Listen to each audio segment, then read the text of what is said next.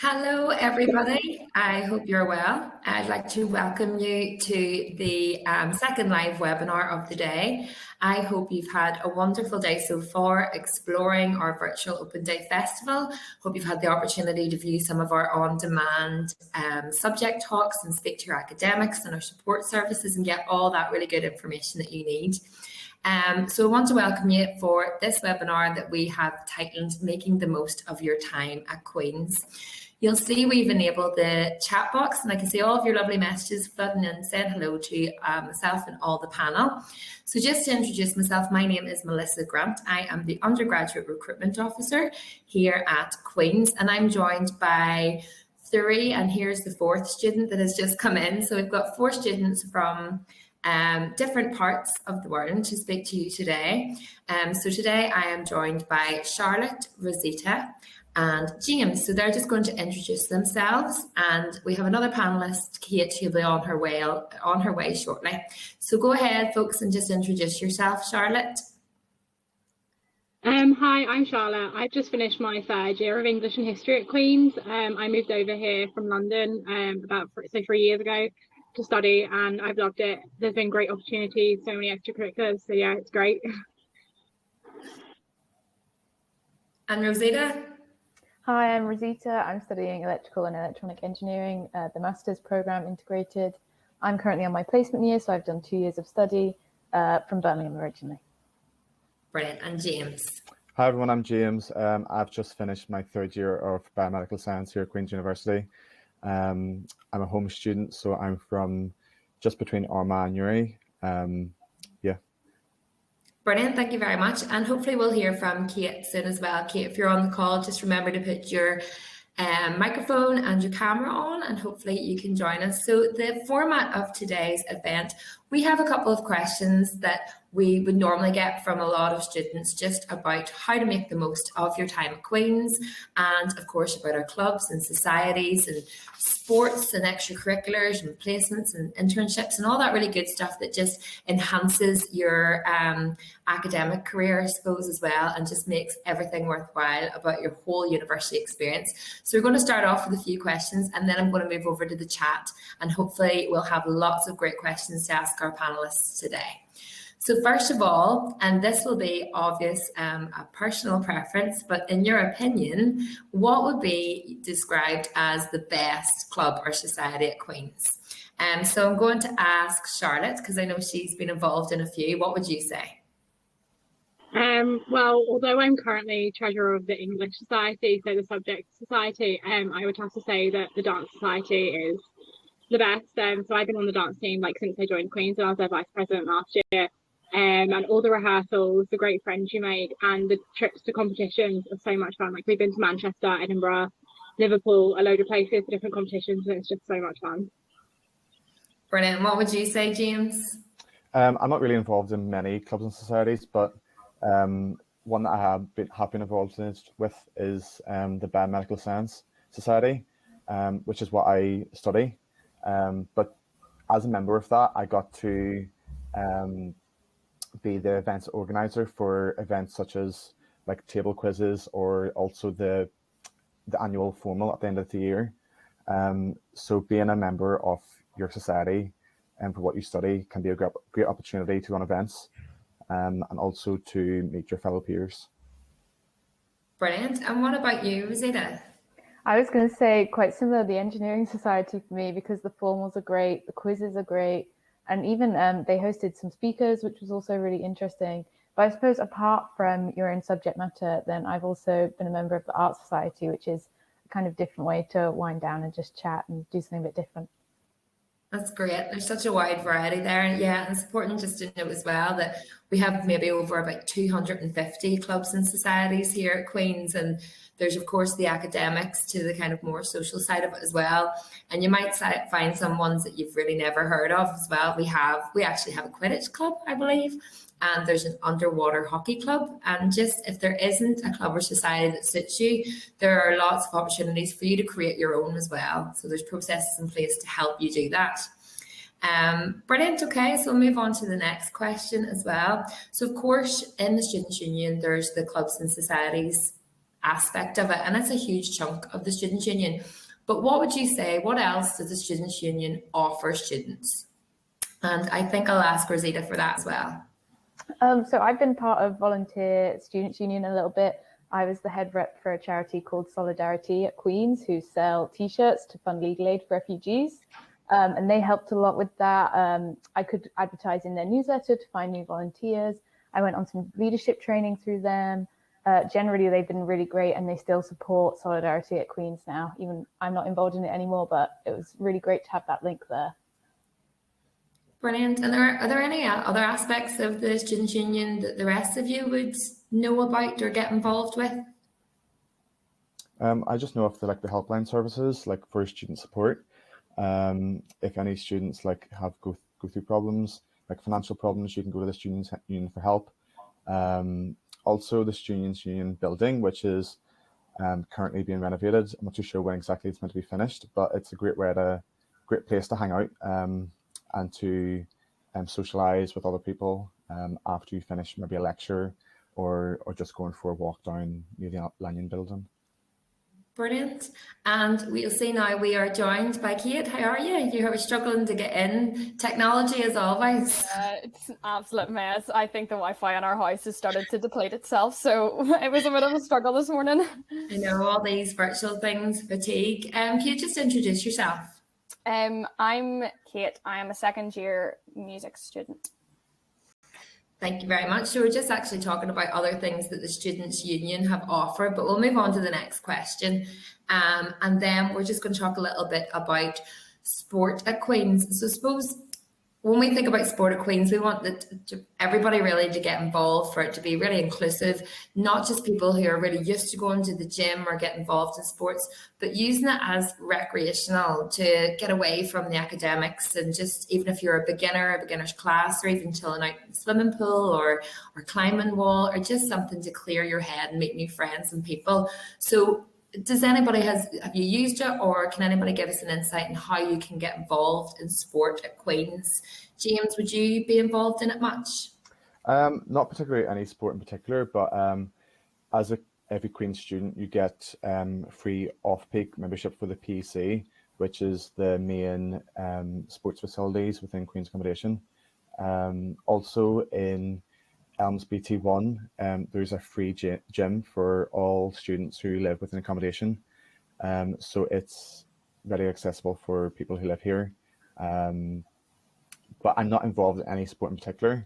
I've been interested in quite a few, but in the last 3 years, I haven't actually taken any up, which is more on my side. I've probably been a bit lazy, but the gym is just usually my go-to.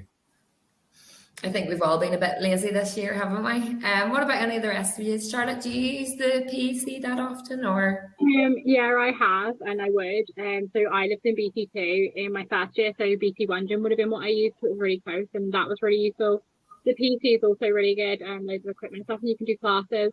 And then I was going to say, for the dance team, we use the PEC for our rehearsals and training and stuff like that. I think quite a few, most of the Queen's sports societies would use that.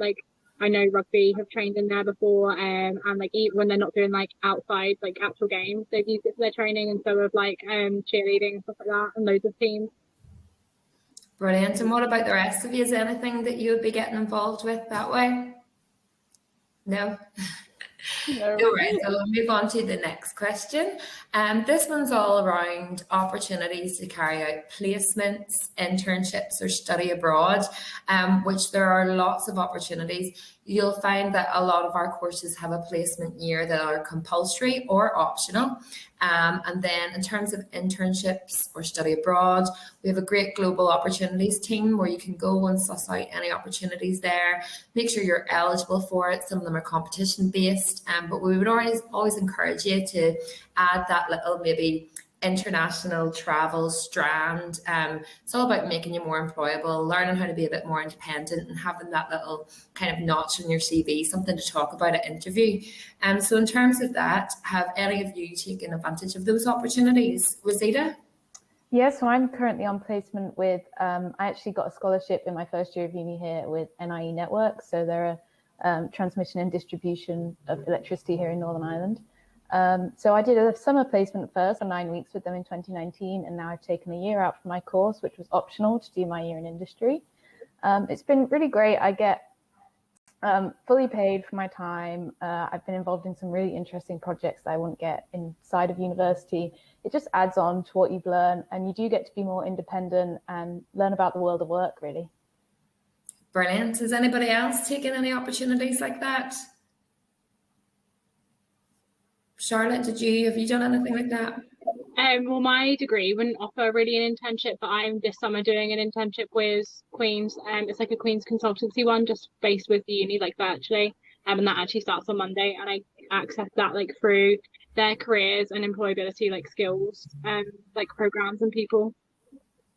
Absolutely. So we would always encourage you to go to like our careers and employability service on week 1, day 1, year 1, just to suss out what your plans are, what you want to get from your degree, and if there are any other opportunities available to you. It's going to be a bit late if you're going at the end of 3rd year to kind of look at where your next step is. If you start off now, they'll help you with the plan and help you really get the most out of that side of university life. So has lived or does live in the student-based accommodation? I do, yeah. Yeah, you've done it in the past. What do residential life officers or residential assistants do? Kate, have you lived in there? Yeah. Yeah, I lived in Elmsby T9 in first year, and I loved it. And the residential officers were actually really helpful. I never took any advice or anything from them, but I know plenty of people on my floor who were from international countries, definitely were benefited from them. They organised different things throughout the year, different like trips to different places. They also came around and they made sure that everyone was okay and made sure that everyone was getting on with each other. And if you really needed them, they were only either an email or a phone call away. They were really helpful. Would you have the same outlook then, James, when you think of them?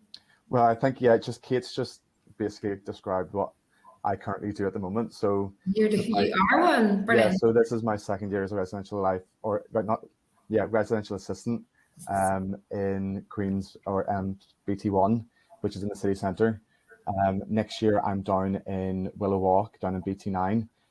So if any students see me about, just feel free to say hello. But yeah, Kate's basically just described what essentially I do as such. Residential assistants are primarily there to help students if they have any problems. And as Kate said, they're only an email or a phone call away.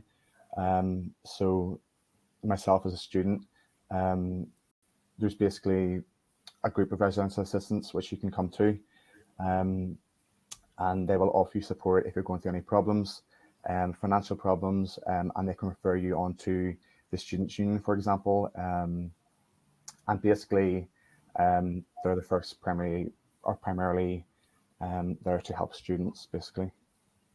Brilliant. It's great to have firsthand from somebody that does it as well.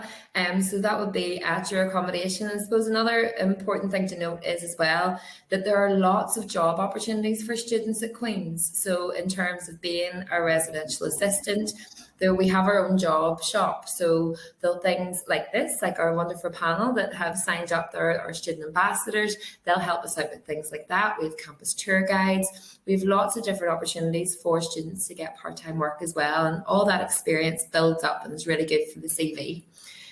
So that's all the questions, and I suppose it's the frequently asked questions that we get. So I'm going to look through the chat now, and I can see that there's lots of questions waiting for us. So feel free now to ask away, and we'll try and get through as many as we possibly can, because we're aware we want you to enjoy the rest of the virtual open day and get answers to all the questions that you have. Let's just see, are there any language learning clubs such as German? Yes, I believe there is a German club. We have our own language centre as well. And as I say, there are over 250 clubs and societies. So I'm pretty sure that languages, and particularly German, might be one of them. And you can get all that information on our Students' Union website. and our Student Union team are actually on the virtual open day as well, who will be more than willing to have a chat to you about that. Let's just see as well. Is there a good library available? So would somebody be willing to answer question about the library facilities here at Queen's? Well, the Maclay would be the main library that we do use. There are obviously other like smaller ones like the Biomed Library, but the Maclay, it's really big. It's got about 3 floors, I want to say. Books for all the subjects, very spacious, really nice. It's a really nice location as well. It's just within Botanic Gardens, which is lovely, and a nice walk to get there. And there are good librarians there to assist you. So, for example, I study history and we have to use primary sources quite a lot and go through like archives and stuff like that, and they're really helpful for stuff like that. And it's a really lovely library, and there are also books that you can take out just for like reading for fun rather than just, you know, your course as well. Brilliant. I think you summed it up brilliantly there, Charlotte. Thank you. And we have another question asking, what sort of facilities are available at Elms? So if somebody who was in Elms, did anybody stay in Elms first year? Was Ada, were you in Elms? Yeah, I was in Elms. Just talk to us a little bit about the facilities available, and I suppose that's, you know, things like everyday things that you would need. So in Elms BT9, you've got the tree house, which is a social space and has your laundrette and also a small study space, which is really useful around exam time. There's also a little coffee bar and just a little shop as well for everything you need. But then generally, Elms BT9, there are 3 floors of apartments. So it's a bit different than the city centre ones, which are obviously high rise, but they have the same kind of social space, laundrette, and obviously BT1 has the gym, so you've got that there. But I think the facilities are really good and they're open a lot. I use them a lot on the weekends, so they're definitely useful. Great. We have a couple of questions coming in and around what you've said there, Zita, in terms of what the rooms look like as well. I would encourage anybody asking about the accommodation rooms to take a trip over to our accommodation team and our page. There's a couple of videos there and some photos, and they can even send you little descriptions about each of the rooms and your options and prices and things like that. This one always comes up, and you know, everybody's loyal to the accommodation site that they stayed at. They both have a lot of love for it, but somebody is asking, would you recommend Elms, BT1 or BT9, or so BT1, BT2 or Elms for first year in university? I would say that Elms BT9 is primarily for home students and first year students.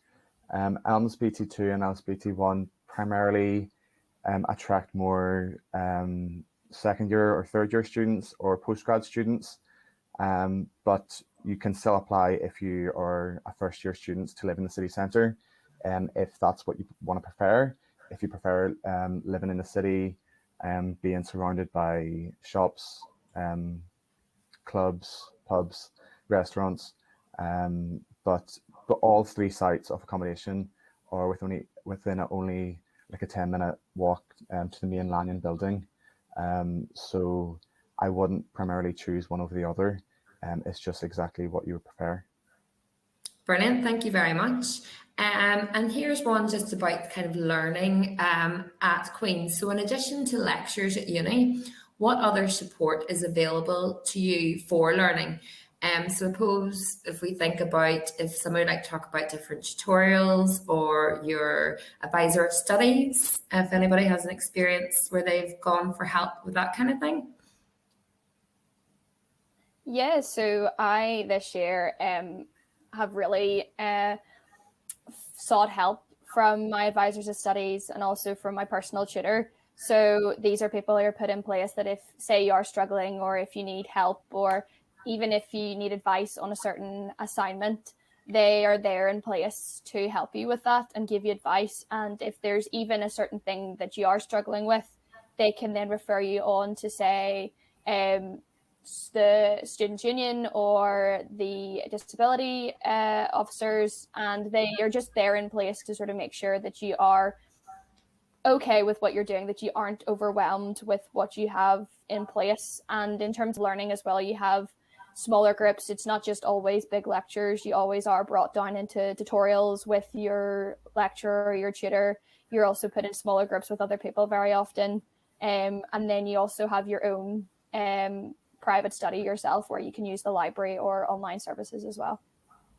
Brilliant. Thank you very much, Kate. This is another one, probably, Kate, directed at you. You might know off the top of your head, just due to your course. Does the library include sheet music? Does that mean anything to you? It does, although it depends on what type of sheet music you're looking for. If it's like the old sort of Baroque style, Mozart, Bach kind of stuff, yes, there probably is sheet music in the library for that. If you're looking for more modern stuff, you're probably safer just going online for it. I'm so glad you were there to answer that one. I couldn't possibly even attempt it. And here's another one. I'm going to test how fast you all walk, okay? So somebody wants to know how far from the city centre to Elms. What's the distance? How long would it take you to walk there, James? Well, Elms BT1 is probably the furthest away. It's in the city centre. I would say roughly, well, for me it takes, I'd say, about 15 minutes on a good day. From where? From Elms BT9 to the city centre? Oh, sorry, from Elms BT1 down to the NBC. But right. from Elms BT1 is literally just in the city centre. Yeah. So it's literally just around the corner. But from the main Elms BT9 building into the city centre, I would roughly say probably it's quite a bit further. So probably 25 minutes, maybe. Right, girls, what do you think? Charlotte, how long do you think it would take you to walk? I'm thinking half an hour it would take me, yeah. What do you think, Kate, Rosita? Yeah, from what I can remember from doing it last year, I think it took me about half an hour to 35 minutes to get into city centre. Yeah, so walking, and again, there's so many buses that are accessible to take you straight in there as well. And if you're talking Elms BT9 to the campus, 10-15 minutes, and from campus to BT1 and BT2, 15 minutes as well. So it's all very accessible. We're in what's called Queen's Quarter, so everything from the city centre to your accommodation to all the different buildings that you would need to go to is in and around a 20-minute walk, we would always say. So that was a little fun one for you. Let's see what else we're having in. We're going to probably start wrapping up soon enough. How much teacher and student contact is there, and one-to-one tutorials, would you say? And I suppose for this one, every course will be slightly different. But in terms of your tutorials, Rosita, would you find that there's many in it, or what's the one-on-one kind of? Yeah, I suppose that's hard to answer because engineering, we'd always say, is quite heavy on contact hours. So between labs, tutorials and lectures, I was in about 25 hours a week, potentially more if there were labs on. In terms of labs, we were in pairs and we would have an assistant with us. So it was 2-on-1 staff member. In terms of tutorials, it would also depend. Sometimes there would still be quite a big group of maybe 20 or 30. Other times you'd be down into the single figures. So it can really depend on how your course structures itself, but then as well as that, you'll have time with your personal tutor. So we had to do presentations to our personal tutor in first year, and we'd often just make little appointments as well, just for 10-15 minutes to go over certain things. Brilliant. Anybody else? What would you say for your course, say, Charlotte?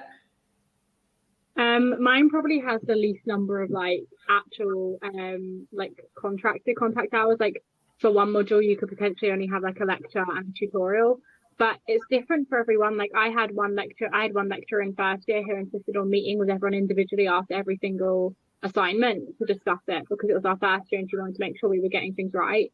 And again, with tutorial size, it really depends on firstly how popular that module is, and also how intricate it is. There are some ones where they don't like to have, you know, like 20 people in a tutorial. They'd rather have like 5 and split into those little ones because it is a harder course or something, and they want to look a bit more intricately.